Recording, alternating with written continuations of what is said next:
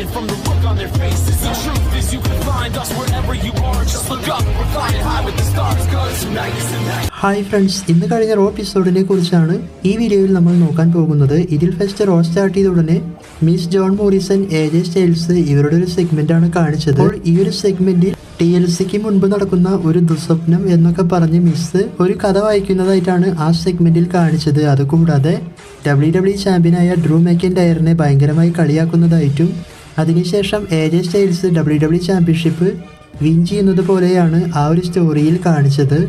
അവസാനത്തിൽ മിസ് പറയുന്നുണ്ട്, AJ styles ചാമ്പ്യനായതിനു ശേഷം ഞാൻ money in the bank cash in ചെയ്ത് ചാമ്പ്യൻഷിപ്പ് വിൻ ചെയ്യുമെന്നൊക്കെ.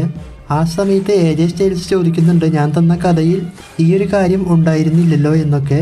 അതിനുശേഷം ഷെയ്മസ് ആണ് വന്നത്. ഷെയ്മസ് വന്ന് AJ സ്റ്റൈൽസിനോട് പറയുന്നുണ്ട്, നമ്മൾക്ക് തമ്മിൽ ഇന്നൊരു മാച്ച് ഉണ്ട് എന്നൊക്കെ. ആ സമയത്ത് AJ സ്റ്റൈൽസ് ഷെയ്മസിനോട് പറയുന്നത്, നീ എപ്പോഴും പ്രോബ്ലം വരുന്ന ഭാഗത്താണ്, ഞങ്ങൾ സൊല്യൂഷൻ്റെ ഭാഗത്താണ് എന്നൊക്കെ പറഞ്ഞ് സംസാരിക്കും. അത് കഴിഞ്ഞ് ഷെയ്മസ് പറയുന്നുണ്ട്, എങ്കിൽ ഞാൻ പ്രോബ്ലത്തിൻ്റെ ഭാഗമാണ്. അതിനുശേഷം ദേഷ്യം വന്ന AJ സ്റ്റൈൽസ് അവിടെയുള്ള ക്രിസ്മസ് ട്രീ എടുത്ത് ഷെയ്മസിൻ്റെ മേലേക്ക് ഇട്ട് അറ്റാക്ക് ചെയ്യുന്നതായിട്ട് കാണിച്ച് റിങ് വിട്ട് ഇറങ്ങിപ്പോകും. ആ സമയത്ത് ഷെയ്മസ് അവിടെയുള്ള ഒരു ബോക്സ് AJ സ്റ്റൈൽസിൻ്റെ മേലേക്ക് എറിയുന്നതായിട്ടാണ് കാണിച്ചത്.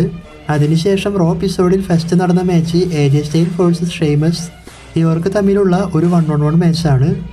ഈ മാച്ചിനെ പറ്റി നോക്കുകയാണെങ്കിൽ നല്ലൊരു മാച്ചായിട്ടാണ് എനിക്ക് തോന്നിയത്. മാച്ച് സ്റ്റാർട്ട് ചെയ്ത് മുന്നോട്ട് പോയപ്പോൾ കുറച്ച് സ്പീഡ് കുറവ് പോലെ തോന്നിയിരുന്നു. എങ്കിലും മാച്ചിൻ്റെ പകുതിക്ക് വെച്ച് ഷെയ്മസ് AJ സ്റ്റൈൽസിനെ അനൗൺസ്മെൻറ്റ് ടേബിളിൻ്റെ മുകളിലേക്ക് അടിക്കാൻ പോകുമ്പോൾ ജോർഡൻ AJ സ്റ്റൈൽസിന് സേവ് ചെയ്യുന്നതായിട്ടെല്ലാം കാണിച്ചിരുന്നു. അത് കഴിഞ്ഞ് ഇവർ തമ്മിൽ ഭയങ്കരമായി ഫൈറ്റ് ചെയ്ത് മാച്ച് മുന്നോട്ട് പോകും. മാച്ചിൻ്റെ അവസാനത്തോടു കൂടി AJ സ്റ്റൈൽസ് ഷെയ്മസിന് സബ്മിഷൻ ലോക്കെല്ലാം ചെയ്യും. അതിനുശേഷം ഷെയ്മസ് അതെല്ലാം എസ്കേപ്പ് ചെയ്ത് അങ്ങനെ മാച്ച് മുന്നോട്ട് പോകുമ്പോൾ പെട്ടെന്ന് തന്നെ AJ സ്റ്റൈൽസ് ഷെയ്മസിനെ റോൾ പിൻ ചെയ്ത് ഈ മാച്ചിൽ AJ സ്റ്റൈൽസ് ആണ് വിൻ ചെയ്തത്. മാച്ച് കഴിഞ്ഞതിന് ശേഷം ഇവർ പോകുന്നത് പോലെ കാണിച്ച് AJ സ്റ്റൈൽസ് വീണ്ടും വന്ന് ഷെയ്മസുമായി പ്രശ്നമുണ്ടാക്കും. ആ സമയത്ത് ഷെയ്മസ് AJ സ്റ്റൈൽസിനെ അറ്റാക്ക് ചെയ്യും. അപ്പോൾ തന്നെ AJ സ്റ്റൈൽസിന്റെ കൂടെ വരുന്ന ജോർദൻ ഷെയ്മസിനെ അറ്റാക്ക് ചെയ്ത് റോപ്പിന്റെ ഉള്ളിൽ ലോക്ക് ചെയ്ത് വെച്ചു. അതിനുശേഷം AJ സ്റ്റൈൽസ് ഭയങ്കരമായി അറ്റാക്ക് ചെയ്യും.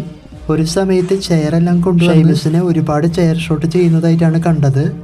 അത് കഴിഞ്ഞ് റെഫറി എല്ലാം വന്ന് AJ സ്റ്റൈൽസ് പോകുന്നത് പോലെ കാണിച്ചു. വീണ്ടും പെട്ടെന്ന് വന്ന് ചെയർ ഷോട്ട് ഒരുപാട് ചെയ്തിട്ട് AJ സ്റ്റൈൽസ് തിരിച്ചു പോകുന്നതായിട്ടാണ് കാണിച്ചത്. അപ്പോൾ ഈ സമയത്തൊന്നും ഡ്രൂ മെക്കിൻടയർ സേവ് ചെയ്യാനായിട്ട് വന്നില്ല. അപ്പോൾ ഇവരുടെ മാച്ചും ഈ സെഗ്മെൻ്റ് എല്ലാം അടിപൊളിയായിട്ടാണ് എനിക്ക് തോന്നിയത്.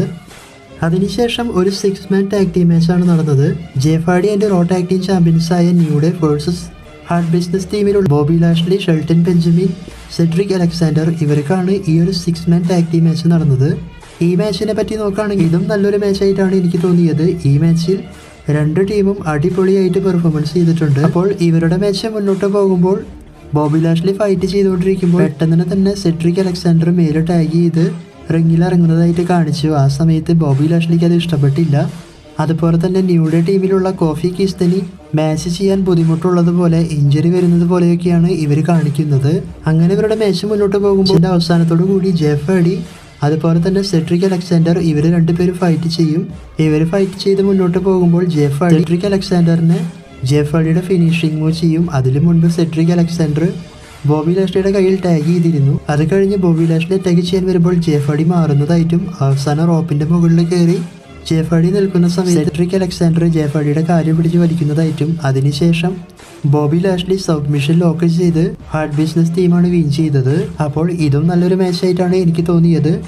അതിനുശേഷം ഒരു വുമൺസ് 1-on-1 മാച്ചാണ് നടന്നത്. ലാന വേഴ്സസ് വുമൺസ് ടാഗ് ടീം ചാമ്പ്യൻസായ നെയ ജാക്സനാണ് ഈ മാച്ച് നടന്നത്. ഈ മാച്ചിനെ പറ്റി നോക്കുകയാണെങ്കിൽ വലിയ കുഴപ്പമില്ലാത്തൊരു മാച്ചായിട്ടാണ് തോന്നിയത്. മാച്ച് സ്റ്റാർട്ട് ചെയ്ത സമയത്തിനുള്ളിൽ തന്നെ ഈ ഒരു മാച്ച് അവസാനിക്കുന്നതായിട്ടാണ് കണ്ടത്.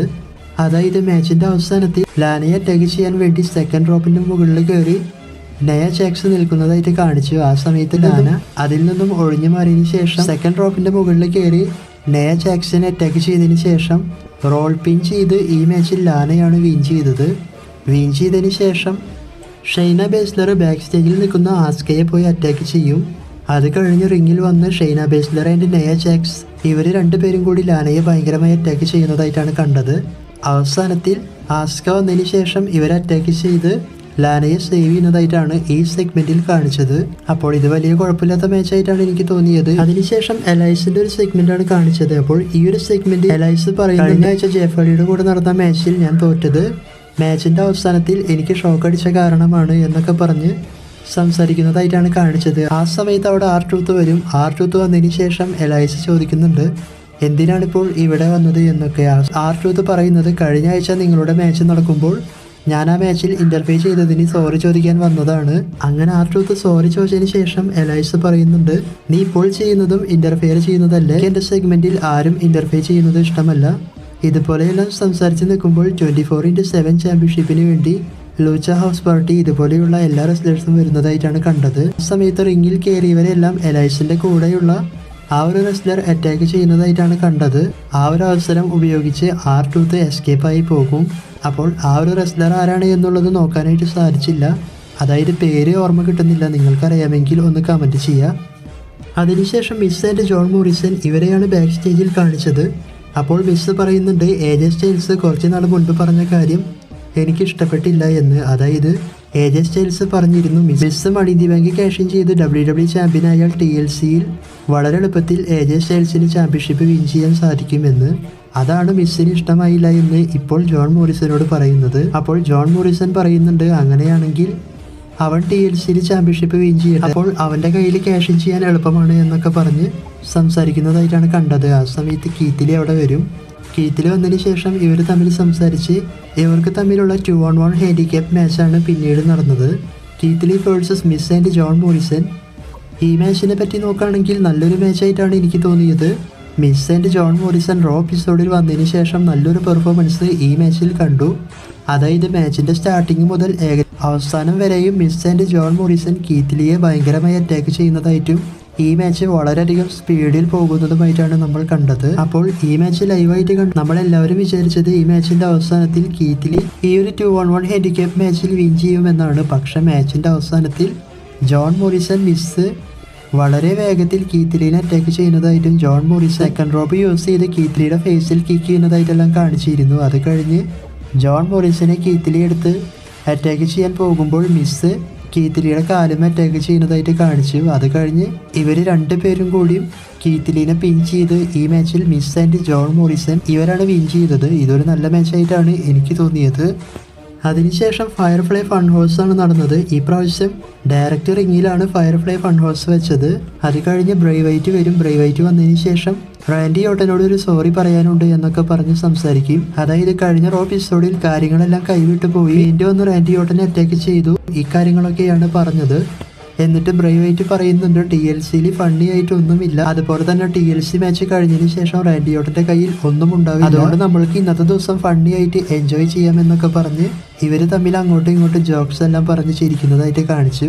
ആ സമയത്ത് റാൻഡി ഓട്ടൻ വരും. റാൻഡി ഓട്ടൻ വന്നതിന് ശേഷം പറയുന്നുണ്ട് സാധാരണ മാച്ചിൻ്റെ അവസാനത്തിൽ ഞാനാണ് വന്ന് അറ്റാക്ക് ചെയ്യാറ്, എന്നാൽ കഴിഞ്ഞ ആഴ്ച ഫീൽഡ് എന്നെ വന്ന് അറ്റാക്ക് ചെയ്തു. അതുകൂടാതെ നിനക്ക് മൈൻഡ് ഗെയിം ഇഷ്ടമാണ് അല്ലെങ്കിൽ ഗെയിം ഇഷ്ടമാണ് എന്ന് എനിക്കറിയാം, അതുകൊണ്ട് നമ്മൾക്ക് തമ്മിൽ ഒരു ഗെയിം വയ്ക്കാം, ഞാൻ ഒളിച്ചിരിക്കും, നീ എന്നെ കണ്ടുപിടിക്കണം എന്നൊക്കെ പറഞ്ഞ് ഇവർക്ക് തമ്മിൽ ഒരു ഗെയിം വയ്ക്കുന്നതായിട്ടാണ് കാണിച്ചത്. അത് കഴിഞ്ഞ് ബ്രേ വൈറ്റ് അത് അക്സെപ്റ്റ് ചെയ്ത് റിങ് വിട്ട് ഇറങ്ങിപ്പോകും. അതിനുശേഷം നടന്നത് ഒരു 1-on-1 മാച്ചാണ്. റിക്കോഷെറ്റ് വേഴ്സസ് റിട്രിബ്യൂഷൻ ടീമിലുള്ള മൈസ് ഇവർക്കാണ് ഈ മാച്ച് നടന്നത്. ഈ മാച്ചിനെ പറ്റി നോക്കുകയാണെങ്കിൽ അത്യാവശ്യം നല്ല മാച്ചായിട്ടാണ് തോന്നിയത്. ഈ മാച്ചിൽ ഇവർ രണ്ടുപേരും അടിപൊളിയായി പെർഫോമൻസ് ചെയ്തിട്ടുണ്ട്. ഈ മാച്ചിൻ്റെ അവസാനത്തോടു കൂടി റിക്കോഷെറ്റ് വിൻ ചെയ്യാൻ പോകുമ്പോൾ സ്ലാപ്പ് ജാക്ക് ഈ മാച്ചിൽ റിക്കോഷെറ്റിനെ കയറി അറ്റാക്ക് ചെയ്യാൻ പോകും. ആ സമയത്ത് റിക്കോഷെറ്റ് സ്ലാപ്പ് ജാക്കിനെ അറ്റാക്ക് ചെയ്യും. ഈ ഒരു അവസരം ഉപയോഗിച്ച് റിക്കോഷെറ്റിന് മൈസ് ഫിനിഷിംഗ് മൂവ് ചെയ്തതിന് ശേഷം ഈ മാച്ചിൽ റിട്രിബ്യൂഷൻ ടീമിലുള്ള മൈസാണ് വിൻ ചെയ്തത്. അതിനുശേഷം അലിയെല്ലാം കയറി അറ്റാക്ക് ചെയ്യാൻ പോകുന്നത് പോലെയെല്ലാം കാണിച്ചിരുന്നു. അതിനുശേഷം ബാക്ക് സ്റ്റേജിൽ ബ്രേ വൈറ്റ് റാൻഡി ഓട്ടനെ അന്വേഷിച്ച് നടക്കുന്നതായിട്ട് കണ്ടു. ആ സമയത്ത് മാറ്റ് ബിസിനസ് പാർട്ട്ണർഷിപ്പിന് വേണ്ടി ബ്രേ വൈറ്റിനെ ക്ഷണിക്കുന്നത് പോലെയാണ് കാണിച്ചത്. കഴിഞ്ഞ് ബ്രേ വൈറ്റ് പോകുമ്പോൾ അവിടെ റാംബ്ലിംഗ് റാബിറ്റ് വരും. അപ്പോൾ ഒരു ക്യാരക്ടർ റാംബ്ലിംഗ് റാബിറ്റിന് കൊടുക്കുന്നതായിട്ട് കണ്ടു. അത് കഴിഞ്ഞതിന് ശേഷം നടന്നത് മറ്റൊരു വുമൺസ് മാച്ചാണ്. ഷെയ്ന ബേസ്ലർ വേഴ്സസ് ഡേന ബ്രോക്ക് ഇവർക്കാണ് ഈ മാച്ച് നടന്നത്. ഇതൊരു നല്ല മാച്ചായിട്ടാണ് എനിക്ക് തോന്നിയത്. അങ്ങനെ ഇവരുടെ മാച്ച് മുന്നോട്ട് പോകുമ്പോൾ മാച്ചിന്റെ പകുതിക്ക് വെച്ച് റോപ്പിന്റെ മുകളിൽ കയറി നിൽക്കുന്ന സമയത്ത് നെയ ജാക്സ് ഡേന ബ്രോക്കിനെ തട്ടിയിടുന്നതായിട്ടാണ് കണ്ടത്. അപ്പോൾ തന്നെ ആ ഒരു മാച്ച് അവിടെ വെച്ച് സ്റ്റോപ്പ് ചെയ്ത് ഡിസ്ക്വാളിഫിക്കേഷൻ മൂലം ആ മാച്ചിൽ ഡേന ബ്രോക്ക് വിൻ ചെയ്തു എന്ന് പറയും. അത് കഴിഞ്ഞ് നെയ jacks and Shayna ബേസ്ലർ Dana ബ്രോക്കിനെ attack ചെയ്യും. അവസാനത്തിൽ ഇഞ്ചുറി സംഭവിച്ചു പോയ മാൻഡി റോസ് ഒരു കെൻഡോസ്റ്റിക്കുമായി വന്ന് ഇവരെ ഭയങ്കരമായി അറ്റാക്ക് ചെയ്യുന്നതായിട്ടാണ് കണ്ടത്. അങ്ങനെ അറ്റാക്ക് ചെയ്തുകൊണ്ടിരിക്കുമ്പോൾ ഷെയ്ന ബേസ്ലർ മാൻഡി റോസിനെ തിരിച്ച് അറ്റാക്ക് ചെയ്യും. എന്നിട്ട് കെൻറ്റോസ്റ്റിക്ക് എടുത്ത് നിൽക്കുമ്പോൾ ആസ്ക അവിടെ വന്ന് Shayna Baszler and Nia Jax ഇവരെയെല്ലാം അറ്റാക്ക് ചെയ്ത് ഇവർ 3 പേരും ഒന്നിച്ച് റിങ്ങിൽ നിൽക്കുന്നതായിട്ടാണ് കാണിച്ചത്. അതായത് ഈ ഒരു സെഗ്മെൻ്റ് എല്ലാം അടിപൊളിയായിട്ട് നല്ല ഇൻട്രസ്റ്റോട് കൂടി മുന്നോട്ട് കൊണ്ടുപോയിട്ടുണ്ട്. വുമൻസിൻ്റെ ഇതുപോലെയുള്ള സെഗ്മെൻ്റ് എല്ലാം കണ്ടിട്ട് കുറേ ദിവസങ്ങളായിട്ടുണ്ട്. അതിനുശേഷം വീണ്ടും ബ്രേവ് വൈറ്റിനെയാണ് ബാക്ക് സ്റ്റേജിൽ കാണിച്ചത്. അപ്പോൾ R-Truth ബ്രേവ് വൈറ്റിൻ്റെ ഫയർഫ്ലൈ ഫൺവേഴ്സിലുള്ള ഒരു പപ്പറ്റ്സുമായി സംസാരിക്കും. അപ്പോൾ ബ്രേവ് വൈറ്റ് ആ ഒരു പപ്പറ്റ്സിനോട് ചോദിക്കുന്നുണ്ട്, പരിചയമില്ലാത്ത ആൾക്കാരോടൊന്നും സംസാരിക്കരുത് എന്നൊക്കെ ഞാൻ പറഞ്ഞിട്ടില്ലേ എന്ന്. ബ്രേവ് വൈറ്റ് അങ്ങനെ പറഞ്ഞതിന് ശേഷം R-Truth ആ ഒരു പപ്പറ്റ്സിനോട് ചോദിക്കുന്നുണ്ട്, ഇത് നിൻ്റെ അച്ഛനാണോ എന്ന്. അതുകൂടാതെ ബ്രേവ് വൈറ്റിനോട് ചോദിക്കുന്നുണ്ട്, ഇത് നിൻ്റെ മകനാണോ എന്നൊക്കെ. എന്നിട്ട് R-Truth പറയുന്നത് നിങ്ങളുടെ ബ്യൂട്ടിഫുൾ ഫാമിലിയാണ് എന്ന് പറഞ്ഞ് കളിയാക്കി പോകുന്നതായിട്ടാണ് ആ ഒരു സെഗ്മെൻറ്റിൽ കാണിച്ചത്. അതിനുശേഷം ബ്രേവ് വൈറ്റ് റാൻഡി ഓർട്ടനെ നോക്കി ബാക്ക് സ്റ്റേജിൽ നടക്കും. അപ്പോൾ ബ്രേവ് വൈറ്റിൻ്റെ ആ ഒരു ചെയർ ഒരു റൂമിൽ കാണും. അത് കണ്ടതിന് ശേഷം ബ്രേവ് വൈറ്റ് അതിൽ കയറി ഇരിക്കുന്നതായിട്ടും പിന്നിൽ നിന്ന് റാൻഡി ഓർട്ടൻ വന്ന് ബ്രേവ് വൈറ്റിനെ അറ്റാക്ക് ചെയ്യുന്നതുമായിട്ടാണ് ആ ഒരു സെഗ്മെൻറ്റിൽ കാണിച്ചത്. ബ്രേവ് വൈറ്റിനെ റാൻഡി ഓർട്ടൻ ഭയങ്കരമായി അറ്റാക്ക് ചെയ്തതിന് ശേഷം അവിടെയുള്ള ഒരു പെട്ടിയിൽ ബ്രേവ് വൈറ്റിനെ കൊണ്ടിട്ട് അടച്ചതിന് ശേഷം മുകളിൽ പെട്രോളെല്ലാം ഒഴിച്ച് ആ ഒരു പെട്ടി കത്തിക്കുന്നതായിട്ടാണ് കണ്ടത്.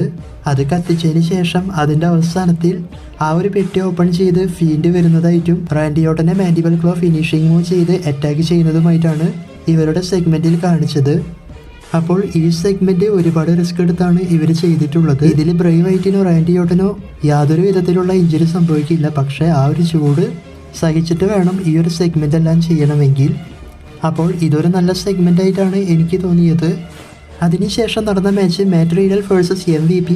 ഇവർക്ക് തമ്മിലുള്ള സിംഗിൾസ് മാച്ചാണ്. ഈ മാച്ചിനെ പറ്റി നോക്കുകയാണെങ്കിൽ ഈ മാച്ചിൽ വളരെ എളുപ്പത്തിൽ MVP-നെ ഫിനിഷിംഗ് മൂവ് എല്ലാം ചെയ്ത് മാറ്റ് റീഡലാണ് ഈ മാച്ച് വിൻ ചെയ്തത്. വിൻ ചെയ്തതിന് ശേഷം ബോബി ലാഷ്ലി അറ്റാക്ക് ചെയ്യാൻ വരുമ്പോൾ മാറ്റ് റീഡൽ എസ്കേപ്പായി പോകുന്നതായിട്ട് കാണിച്ചിരുന്നു. അതിനുശേഷം റോ എപ്പിസോഡിൻ്റെ മെയിൻ ഇവൻ്റായി നടന്നത് AJ സ്റ്റൈൽസ് വേഴ്സസ് ഡ്രൂ മാക്കിൻടയർ. ഇവർക്ക് തമ്മിലുള്ള ഒരു സെഗ്മെൻ്റ് ആണ്. അപ്പോൾ ഈ ഒരു സെഗ്മെൻറ്റ് സ്റ്റൈൽസ് പറയുന്നുണ്ട്, നീ അവസാനമായിട്ട് വേണമെങ്കിൽ ചാമ്പ്യൻഷിപ്പ് കണ്ടോ, അതിനുശേഷം മുകളിലേക്ക് വെക്കാം എന്നൊക്കെ. അതുകൂടാതെ AJ സ്റ്റൈൽസ് പറയുന്ന മറ്റു കാര്യങ്ങൾ, നിനക്ക് 19 വർഷം വേണ്ടി വന്നു ചാമ്പ്യൻഷിപ്പ് വിൻ ചെയ്യാനായിട്ട്, പക്ഷെ ഞാൻ അങ്ങനെയല്ല. അതുകൂടാതെ എനിക്ക് ഒരുപാട് TLC മാച്ച് ചാമ്പ്യൻഷിപ്പ് ഡിഫെൻഡ് ചെയ്തിട്ടുള്ള എക്സ്പീരിയൻസും എല്ലാ കാര്യങ്ങളും ഉണ്ട്, നിനക്കതില്ല എന്നൊക്കെ പറഞ്ഞ് AJ സ്റ്റൈൽസ് സംസാരിക്കുന്നതായിട്ടാണ് കണ്ടത്. അപ്പോൾ ഡ്രൂ മാക്കിൻടയർ പറയുന്നുണ്ട്, ഞാൻ ഈ ഒരു മാച്ചിന് വേണ്ടിയാണ് കാത്തിരുന്നത്, എനിക്ക് ആ ഒരു മാച്ചിൽ വരുന്ന പ്രഷറെല്ലാം താങ്ങാനുള്ള കഴിവുണ്ട് എന്നൊക്കെ പറഞ്ഞ് ഇവർ തമ്മിൽ സംസാരിച്ച് പ്രശ്നം വരുന്നതായിട്ട് കാണിക്കും. അവസാനത്തിൽ മിസ് ആൻഡ് ജോൺ മോറിസൺ,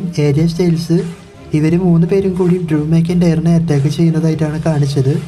അത് കഴിഞ്ഞ് ലാഡറെല്ലാം എടുത്തുകൊണ്ട് വന്ന് അറ്റാക്ക് ചെയ്യുമ്പോൾ ഡ്രൂ മാക്കിൻടയർ പെട്ടെന്ന് തന്നെ മിസ്സിനെ ക്ലൈമോർ കിക്ക് ചെയ്യും. അത് കഴിഞ്ഞ് ജോൺ മോറിസനെ ലാഡറോട് കൂടി തന്നെ ഒരു ക്ലൈമോർ കിക്ക് ചെയ്യുന്നതായിട്ടാണ് കണ്ടത്. അത് കഴിഞ്ഞ് AJ സ്റ്റൈൽസിനെ അറ്റാക്ക് ചെയ്ത് ക്ലൈമോർ കിക്ക് ചെയ്യാൻ പോകുമ്പോൾ ജോർഡൻ പുറത്തുള്ള ഒരു സ്റ്റെപ്പ് എടുത്ത് റിങ്ങിലേക്ക് വലിച്ചെറിയുന്നതായിട്ട് കണ്ടു.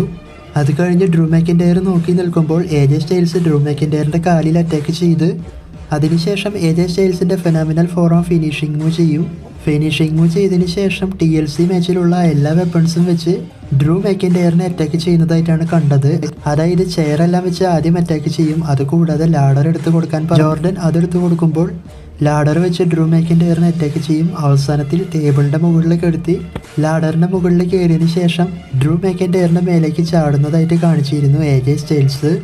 അത് കഴിഞ്ഞ് WWE ചാമ്പ്യൻഷിപ്പ് ലാഡറിൻ്റെ മുകളിൽ കയറി AJ സ്റ്റൈൽസ് എടുത്തു നിൽക്കുന്ന സമയത്ത് എൻഡ് സ്ക്രീൻ കാണിച്ച് ഈ ആഴ്ചയിലത്തെ റോ എപ്പിസോഡ് അവസാനിപ്പിച്ചു. അപ്പോൾ ഇതൊക്കെയാണ് റോ എപ്പിസോഡിൽ നടന്നത്. ഇന്നത്തെ റോ എപ്പിസോഡ് എൻ്റെ അഭിപ്രായത്തിൽ അടിപൊളി ഷോ ആയിട്ടാണ് എനിക്ക് തോന്നിയത്. കാരണം അവസാനം കണ്ട ആ ഒരു മെയിൻ ഇവന്റ് സെഗ്മെന്റ് വേറെ ലെവലായിട്ടുണ്ട്. അതായത് ഇതുപോലെ ഒരു സെഗ്മെന്റ് നമ്മൾ കണ്ടിട്ട് ഒരുപാട് വർഷങ്ങളായിട്ടുണ്ടാവും. അപ്പോൾ എല്ലാം കൊണ്ടും ഈ ഒരു റോ എപ്പിസോഡ് അടിപൊളിയായിട്ടാണ് എനിക്ക് തോന്നിയത്. വീണ്ടും റാൻഡി ഓർട്ടൻ അവരുടെ സെഗ്മെന്റ് നന്നായിട്ടുണ്ട്. മാൻഡി റോസിന്റെ റിട്ടേണും അടിപൊളിയായിട്ടുണ്ട്. അപ്പോൾ റോ എപ്പിസോഡിനെ കുറിച്ച് നിങ്ങളുടെ അഭിപ്രായം പറയാൻ വീഡിയോ ഇട്ടതിന് ശേഷം പോസ്റ്റ് ചെയ്യാം. മറ്റൊരു വീഡിയോയുമായി കാണുന്നത് വരെ ബൈ. Thanks for watching.